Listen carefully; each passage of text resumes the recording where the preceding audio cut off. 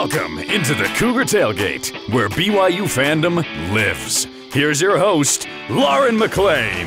What's up, everybody? Thank you so much for being here with me. I'm here at BYU Football Media Day for 2022. Up here in a little bit, we're going to have defensive lineman Lorenzo Fauatea. But first, he was one of the top receivers at Southern Utah University during his playing career, and now he's BYU's passing coordinator and wide receivers coach, Fesi Sitake. How's it going, Fesi? I'm doing great. How are you? I'm doing good. I saw you went to Garth Brooks last weekend. I was there as well. Nice.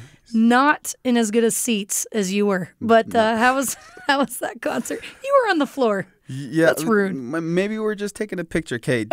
Really, no matter where you were at, that thing was unbelievable. Good. That guy either sold his soul to the devil, or he's like immortal because you're not supposed to perform like that at 60 years old. Well, and it's not like he's in like the best shape of his life either, and he's just running around and shouting at the top of his lungs. Unbelievable. Are you a country guy? I love, I pride myself in, I love almost all music. There's just a couple that I refuse to listen to, but I love all music, and so I respect artistry, and I do love country. My wife and I are going to a Dan and Shay concert here in a couple weeks, and we try and hit it all and stay diverse in our music. But, I love that. Yeah, I think Garth Brooks is the king. I know George Strait's the king of country, but Garth Brooks is the king of entertainment, country entertainment. He's up there with your Michael Jacksons and Princes in terms of just the full production. And I agree. Yeah, I love it. He makes everyone feel like he made us feel like Salt Lake was the best place he's ever been to. And you're like, I know you do this at every concert. Yeah. I don't care. He made eye contact with me and pointed at me, and I have it on camera. I was like, man, this guy just jumped up 50 spots. See, you were on the floor. No, I was just taking a picture down there. You're right. All right, Fesi, this will be your 5th and last season coaching in Independence. Is there anything you will miss about the Independent era? I thought you were saying 5th and last season. I didn't know something was happening. Yeah, you didn't. No one told you. No, of Independence. Yeah. So is there anything you'd miss about Independence? Really just really traveling the country and having a new schedule every year to go see new places and interact with fans who have been waiting till there was a game in their backyard. And I'm gonna really miss that part of it, but as much as I'll miss that is more excitement for the opportunity to play in the Big 12 Conference. And speaking of, I feel like recruiting in Independence has its challenges. Going into the Big 12 probably improves things a little bit, but how has your role as a recruiter changed since BYU announced you're going into the Big 12? The biggest thing is I don't have to worry about defending the fact that we're not in a Power 5 conference. We had so many things going for us. I mean, ultimately, when you win games, which we've been able to do, fortunately, and send guys to the NFL, you're going to get a lot of traction. And as you get in deep with recruits, you hear different pitches from a bunch of different schools. Well, when it gets serious with BYU, a lot of schools were quick to mention hey, you sure you want to be independent and all this, and they're not part of a Power 5 conference. Right. And obviously we had our ways to combat that, but it's going to be nice to be able to not have that, anyone have that ammo to say, we're not affiliated with any Power 5 conference. So that's been a big help in recruiting, and then kids just they love to play for a conference championship. Absolutely. Which is going to be nice to have as well. It's going to be so fun. And I've been around coaching enough to know it's extremely time-consuming and exhausting, but hopefully equally as rewarding. And you began your coaching career back in 2011, is that right? Yeah. So has coaching been as you expected it to be? No, it hasn't. Especially because I never anticipated coaching. It wasn't in my future when I was pursuing anything professionally. And so I didn't know what to expect. So when I came into this profession, I had to formulate ideas of what I think it might be. Just looking after people, especially Kalani, his career. But honestly, for the better, it's been way more than I anticipated. I thought I would potentially be sacrificing a lot more in terms of time with family and all that, but I've been wrong, and I'm glad I have. And that's just a credit to the bosses I've had. Yeah. Ed Lamb, Jay Hill, and now Kalani. Every one of those guys have this perfect balance of winning and trying to perform at the highest level, but not at the expense of what should be priority number one, which is our family, our wives, and our kids. And I've been so lucky to be around people like that. I never feel like I go to work. I'm so lucky. I feel guilty all the time that I get paid to do what I do, and so it hasn't been what I thought. I thought there would be a lot more of, and granted, I've had some ups and downs sometimes, and there's been a grind, and I've had some adversity, no doubt, but the big picture of it all, I've been super blessed, and I hope to stay around this game as long as the football gods have me around. Well, you're so good at what you do, and so that's interesting that you say it wasn't even really on your mind of something you were going to do for a career. So what got you into coaching in the first place? When I was done playing at Southern Utah, I had a pretty good career and was going to try and pursue the NFL deal, knowing it was a long shot, but I wanted to give it a shot.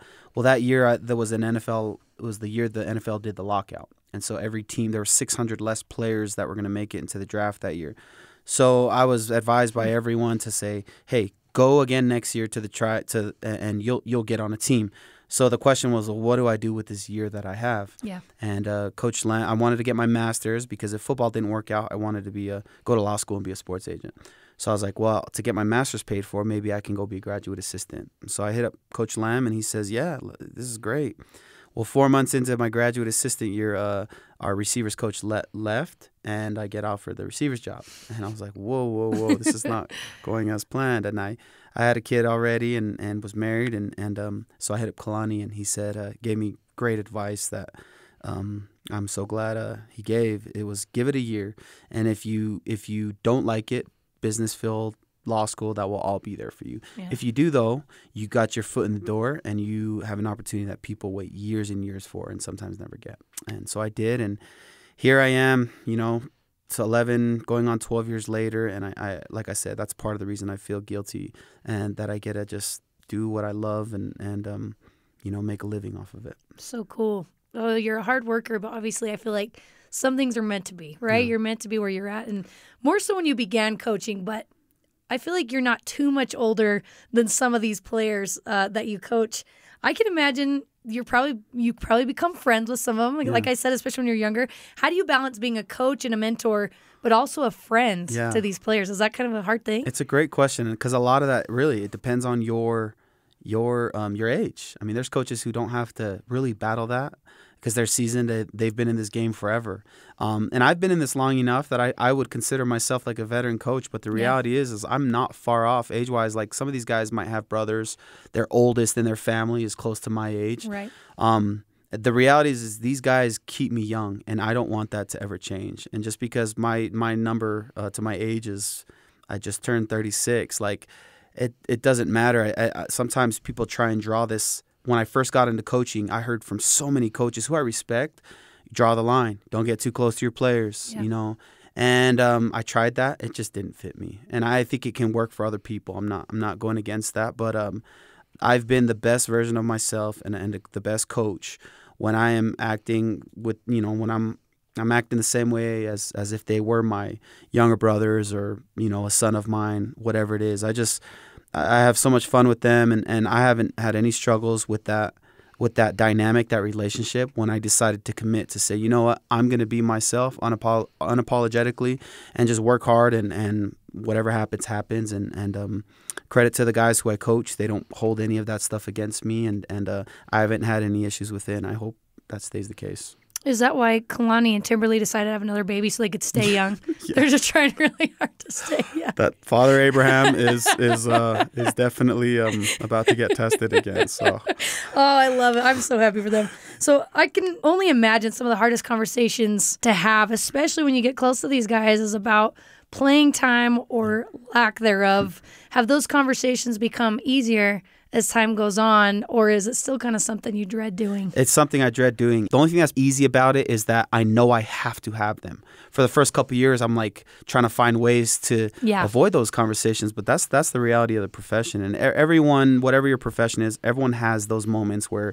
it's inevitable. Whether you like it or not, you have to do it. And having those conversations, one thing I've learned for sure is the more just 100% open and honest I am, the more the message is well received. Maybe not in the moment, but for sure down the road. And it makes our relationships last longer. There's no animosity or resentment, even though there's initial pain up front sometimes. Like that's the problem I have right now. I have a really deep group of receivers right now, and all of them could easily play. Like there's a good amount of them that could start for me tomorrow and I'd feel comfortable with, but that's not the reality.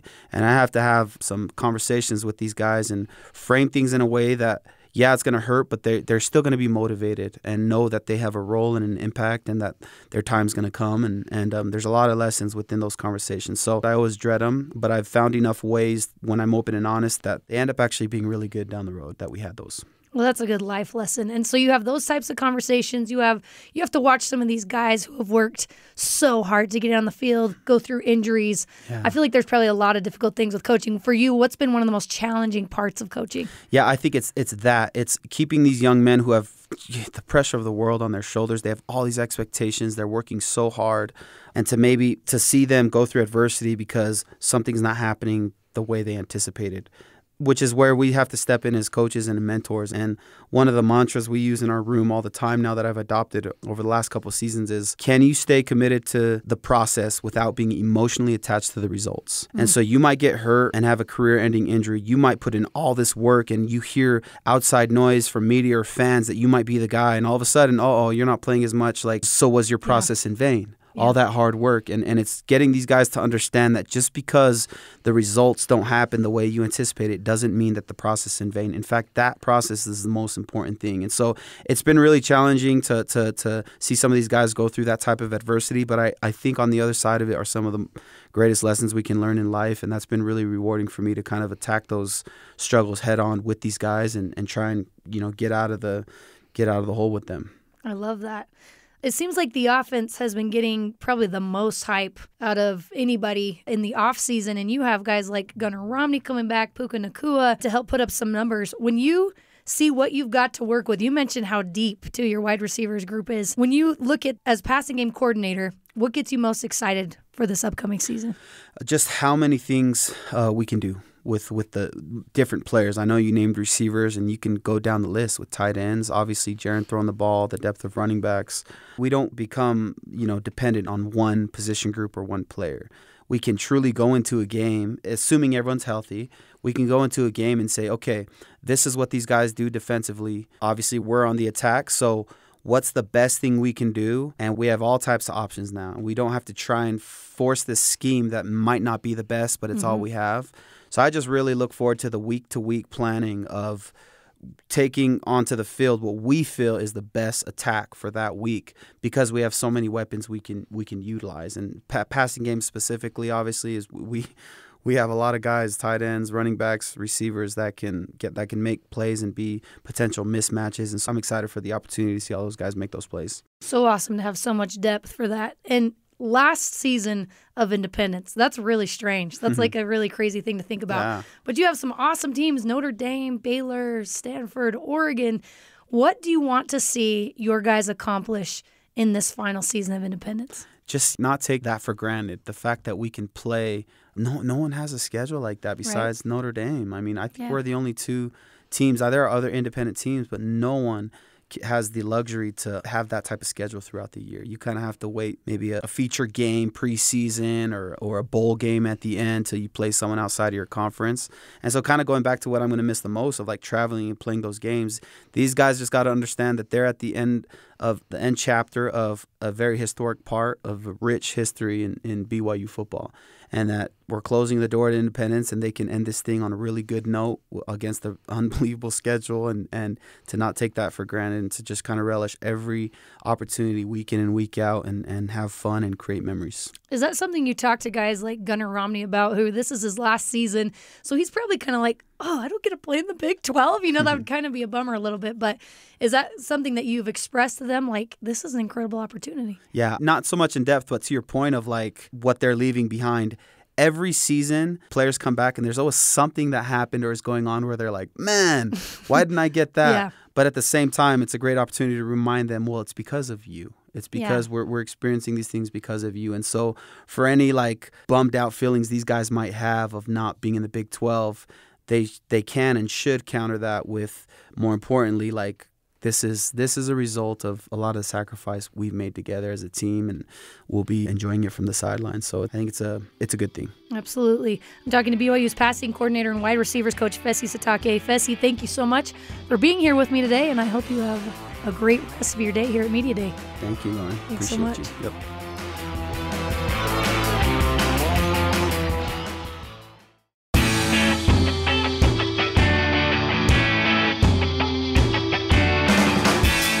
Cougar Tailgate. I'm Lauren McClain. I'm here now with BYU senior star defensive lineman Lorenzo Fauatea, who is looking like he's ready to plow down some offensive linemen. Are you ready? Yeah, definitely. I have to be ready. So. You do have to be ready. You have quite the schedule coming up. How's your summer going so far? Summer's going good. Just our workouts with the strength coaches, just being with the players. You're with them every morning. You're literally blood, sweat, and tears type of days sometimes. So it's just cool to be with everybody, working out, grinding, knowing that we're doing this for a reason. So, do you ever get sick of seeing those guys? Are you like, oh my gosh, give me a break from these same faces? That's what my wife tells me that. She asks me she's that sick every of your time. face. Yeah, she's just like, I was like, I'm gonna go with can I go ahead and eat lunch with the boys? Like, are you tired of seeing them? I'm just like, nothing like some brothers together, I love that. Your wife's like, what about me? Yeah. So when you're not playing football, what are you doing? What's your favorite thing to do? Pickleball. Really? Yeah. You're a pickleball player. Yeah, I'm a pickleball player. I love playing pickleball. I mean, it's something to do other than basketball, football. And I was like, let's go play pickleball today. And you run doubles, so you're not as... Well, yeah, you don't have to run as much as the other other sports. If I'm playing singles, I'm giving up. I'm losing. But doubles, at least I know I have somebody on my left side. Like, all right, you got it. I'm too tired. Yeah, you got get that side. Does your wife play with you? Yeah, she plays with me. We have like a little... It's like a little group that goes here and there. Try to go every week, but... Oh my gosh. It's fun. Yeah, it's fun. Do any of the other football players play? Yeah, I know they all play, but I don't think they're all good. But I was trying to do like a little NIL pickleball deal. Yeah. Like, who wants to come see some BYU football players play pickleball, have a little tournament and see who's the best? Yeah, are you going to do that? Oh, I don't. It was just in my head. You got to do that. I feel like people would come in droves to see that, or at least play with you. You should let them play with you or against you. I love that idea.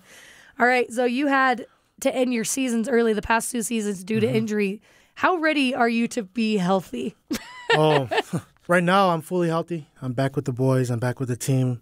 Got cleared by the training staff, strength staff, and it's been hard, like the past 2 years. I played it in my head, too. The last 2 years, I played 9 games out of 25.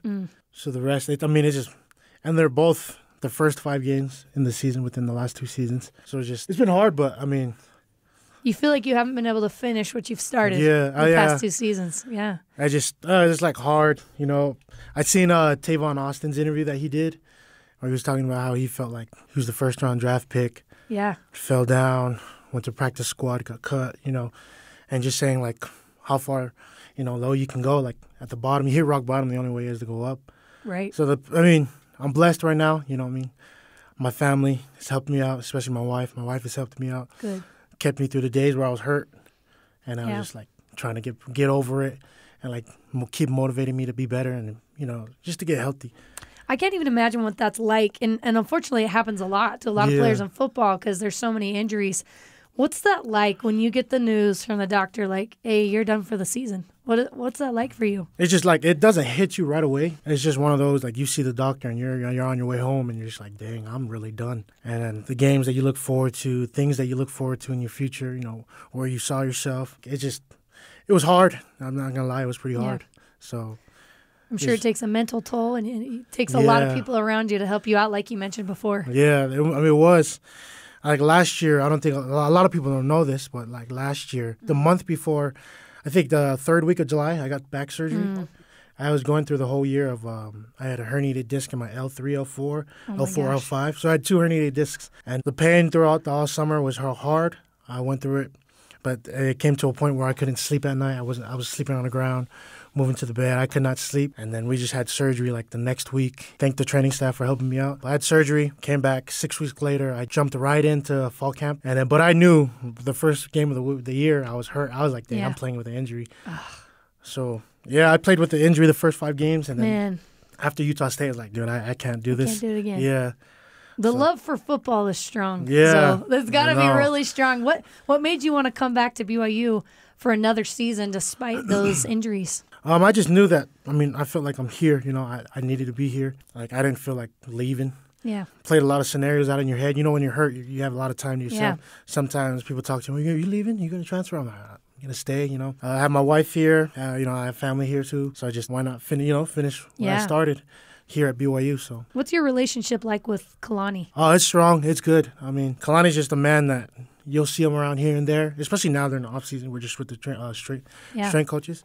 But like, it's just a man that you see, and then he asks if you're okay, and you're okay. Like he's just checking up on us. But he makes sure that he takes care of us. So he's a good guy. Yeah, he's a good guy. He takes care of us really well. This is your last season playing football for BYU. Yeah. Does it feel a little different this season heading into the football season? Yeah, it does. It does feel a little different, especially when you have like these new high school kids that are coming in. I'm just looking like you're babies. Yeah, I'm just like, dang, I've been here too long. I need to get out of here. Yeah.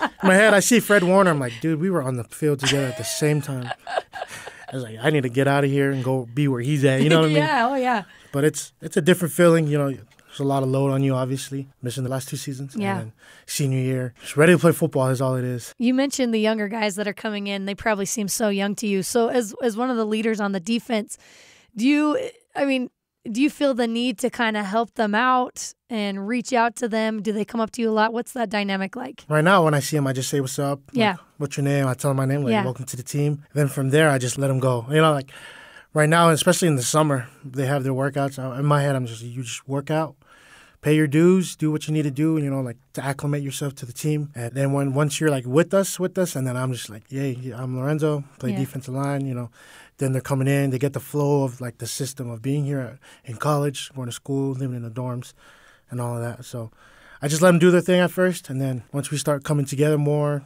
adding them in onto the team, and then just like, yep, I'm Lorenzo, D-line. I love that. I can imagine you'd be one of the nice guys helping these guys in. I love that. So you graduated this past spring, is that right? Yes, ma'am. What did you get your degree in? So I majored in sociology and I minored in psychology. Okay, cool. So yeah, So are you now taking graduate classes? Or will you be? It's still in the works to see. Wow. Still deciding if I want to take graduate school classes or take some post-bac classes and play football. Okay. So, well, I love it. Thank you. I love that you're back. What are you expecting from the defensive line this season? Everybody to improve. There's always more room to improvement. Especially for the defensive line, we have a lot of room to improve. But we know that we're going to be ready for the first game. We're ready. I expect us to be one of the best defensive lines in the nation, and we know how to do that, and we know how or where to get that. You know what I mean? Like within ourselves. So I expect a lot from us. We're a great group of boys. Happy to be especially in this position group. So, obviously, you never want to be injured, but was there when you are on the sideline, do you feel like you learn a lot when you're watching the other guys on the line and you're like, okay, this is what I need to do, A, B, C, D. Is that how it is, kind of? Yeah, you learn a lot. Like I said, you're always in your head when you're injured. Yeah. So you sit there and you're watching the game going like, dang, this is like, you're playing it out, and then like, you're yelling at the boys like, oh, make sure you do this, and you're just like, dang. Basically, the game just opens up to you more. Yeah. Just seeing it from outside, watching it. Sometimes, it's helped. Sometimes a blessing in disguise, right? Yeah. I hope. Yeah. Here we'll see. Yeah. No, it'll be awesome. And you're going to be going up against some of the best offensive linemen in the country this season. Yeah. There's some crazy good offensive linemen in the schedule. And luckily, you go up against one of the best in practice in Blake Freeland. What's that like going up against him? No, it's crazy. You know what I mean? I remember him his first game starting as a freshman was against Boise State in 2019 when we won at home. And I remember everybody was like making it a big deal. I forgot if there was somebody in front of him that got hurt, but it was his first start. And then I remember I was just like, bro, just do your thing, bro. It's college football. You block him, you win. You win. But this guy, how he's changed from that to now who he is now, I'm like being one of the top offensive tackles in the nation. It's dope. So cool. Yeah, it's dope to see that. I'm like, this guy's a beast. I remember talking to Kairos Tonga a few years ago, and he was telling me his secret to getting past the offensive lineman. And he said when he lines up, he would just stare right in the quarterback's eyes just to scare the crap out of the guy. What's your secret when you're lining up to try and get past the offensive lineman? Sometimes you just talk to them. You know what I mean? Like, Really? There's a lot of dead ball situations, and then it's just awkwardly you're just looking at each other, waiting for the ref to put the ball down and blow the whistle. You're looking at each other, and obviously in game there's conversations. Yeah. And some are good, some are bad, some are just like, what the heck's going on here? You know what I mean? Let's just play, but just like talk to them, like just like get in their head wise, butter like, them up talking a little crap. bit. Yeah, basically talking crap. Like sometimes if I beat a man, I'm like, haha, I got you. Like, gotcha, buddy. Or like stuff like that. Just like dumb things. Like, gotcha, buddy. And they're like, dang, he called me buddy. He said, gotcha. Yeah. I don't like that guy. He called me buddy. So just try to get in their heads, mental game. There's actually two that I remember. I forgot what teams they were. I think it was in 2020. And, it's quiet. There's no fans there. And I remember there's one offensive lineman. There's a dead ball situation. We're standing there. And he heard somebody on the defense. I don't know who, but I won't say who. But there's, a swear word came out. And then after the offensive lineman was like, dang, you guys can swear here? I thought you'd get I was just like, well, in my head was just like, bro, this is like, we're just all human, bro. We're like, we can, but we're not supposed to. That's what we're just talking like, dang. I thought you guys would get in trouble for that. I was like, I think anybody would get in trouble for that, bro. Yeah. And we're just like laughing. Like that was like during the game that this happened? This was during the game. Like the refs were talking and we're just facing each other. There was another one who was just talking about like, they were like, are you guys all Mormon? And I was like, bro, not all of us Mormon, bro. I forgot who was next to me. Somebody was in that's not a member on the defensive line, I think. And he was like, yeah, look, he's not Mormon. And he was like, and we're looking, and he was just like laughing, like, you're not Mormon? No, you don't have to be a member to be here. But it was just funny, like some stuff like that. Wow, the conversations that you have in the middle of a game. And then boom, hiking, hitting each other. And then you're killing each other. That's awesome. I love that. You've been here at BYU long enough to know the program like the back of your hand. So what advice do you have for players just entering the program? What do you feel like are some of the main things that they need to know? Just go with the system. Whatever the system says, whatever you have to do, you take care of business. It's going to go by fast. It's going to go by smooth. The flow is going to get along, and you're just going to like, okay, I got to do this today. Maybe I can go do this, and it's just, it'll come, you know what I mean? Yeah. Especially with the boys, the football boys who are just coming in, just do your thing, come in, be where you're supposed to be, be at the right place at the right time. So, and it'll just go back smooth. By then, you'll be a veteran like me. Yeah, time flies, doesn't it? It's crazy. Yeah. I was just talking to Gunnar Romney about this. So during the summer, I feel like there's some great food options, like the 4th of July. Yeah. Thanksgiving's the big one, right? Mm-hmm. But the 4th of July, there's some good options as well. What's your go-to food in the summer? It's like this, just kind of not basic, but it's we do Polynesian barbecue. Yeah. Like teriyaki chicken, marinated overnight. Wake up, throw it on the grill. So good. Yeah, I got some like hot dogs, rice, macaroni salad.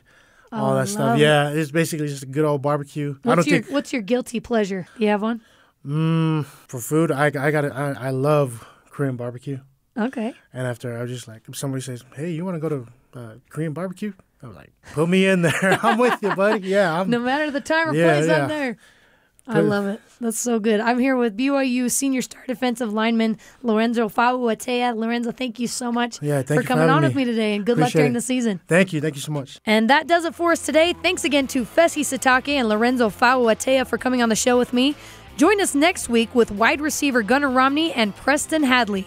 You can join the Cougar Tailgate virtually, of course, every Saturday at noon Mountain Time, or download, rate, and review our podcast on Apple, TuneIn, Stitcher, Spotify, or on BYURadio.org. This is Cougar Tailgate.